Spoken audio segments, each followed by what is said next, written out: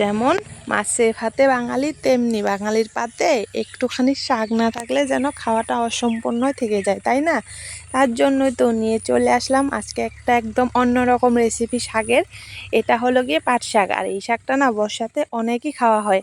তো রোজ পেঁয়াজ লঙ্কা দিয়ে রান্না করা হয়, একদম খুব সিম্পল রান্না করা হয়। তো আজকে ভাবলাম একটু অন্যরকম করে রান্না করব, তার জন্যই তো একটু মাংস দিয়ে রান্না করব। আর আজকে এনেছিল খাসির মাংস, তারপরে শাকটাও ছিল ঘরে, তাই ভাবলাম আজকে একটু মাংস দিয়ে রান্না করব।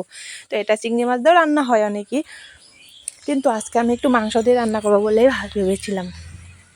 তার জন্য আর কি সব কিছু রেডি করে নিচ্ছিলাম। এদিকে শাকের পাতাগুলো নিয়েছি, একদম শুধু পাতাগুলো নিয়েছি। আরও একটু মানে বেশি বড় বড় করে কাটলে এটা একটু তেতো লাগে, তার জন্য শুধু পাতাগুলো নিয়েছি। একদম ভালো করে পাতাগুলো পরিষ্কার করে নিয়েছি।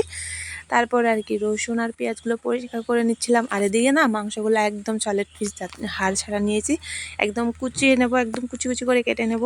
কারণ খাসির মাংসটা সেদ্ধ হতে অনেকটা টাইম লাগে, আর শাকটা রান্না করতে বেশি টাইম লাগে না, তার জন্য একদম কুচিয়ে নেব। তারপর এদিকে ফোড়ন দিয়ে দিচ্ছি একটু থেতো করা রসুন।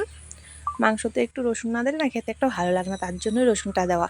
তো রসুনটা একটু ভালো ব্রাউন কালার হয়ে এসে তারপর দিয়ে দিলাম একটু পেঁয়াজ কুচি আর লঙ্কাটা দিয়ে একটু হালকা নাড়াচাড়া দিয়ে তারপর দিয়ে দিলাম মাংসটা দিয়ে ভালো মতো নাড়াচাড়া দিয়ে তারপর একটু নুন দিয়ে ভালো করে ঢেকে দেবো শাক মাংসটা।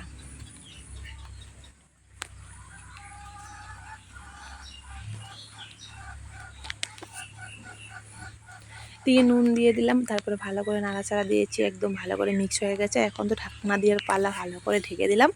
ভালো করে ঢাকনা দিয়ে একটু ভালো মতো টাইম নিয়ে একটু ভালো করে সেদ্ধ করতে হবে, কারণ খাসির মাংসটা সেদ্ধ হতে ভালোই টাইম লাগে, তার জন্য একটু ভালো টাইম নিয়ে মাংসটা সেদ্ধ করেছি। দেখুন এদিকে সেদ্ধটা হয়েই এসছে প্রায়। তারপর দিয়ে দিলাম একটু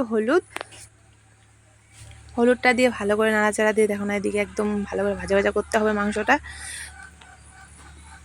তারপরে দিয়ে দিলাম আর কি এই শাকটা কুচিয়ে রেখেছিলাম ভালো করে ধুয়ে, তারপর এই শাকটা কুচিয়ে নিয়েছিলাম যে শাকটা দিয়ে দিলাম। এখন শাকটা দিয়ে ভালো মতন ভাজতে হবে,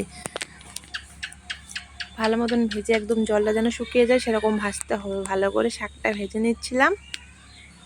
এদিকে দেখো না ভালো মতো শাকটা ভাজা হয়ে গেছে। তারপরে একটু জল দিয়ে দিলাম, বেশি করে জল দিয়েছি।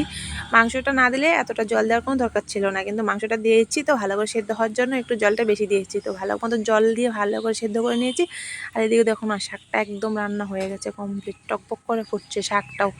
তারপরে আর কি এই তো রান্না কমপ্লিট আমার শাক। আর কাজ কি এখন গরম গরম ভাতের সঙ্গে একবার খেয়ে বলো কেমন লাগলো রেসিপিটা। আমি খেয়েছিলাম ফার্স্ট টাইম মাংস দিয়ে শাকটা, খেতে তো দারুণ হয়েছিল। তা তোমাদের কেমন লাগলো রেসিপিটা?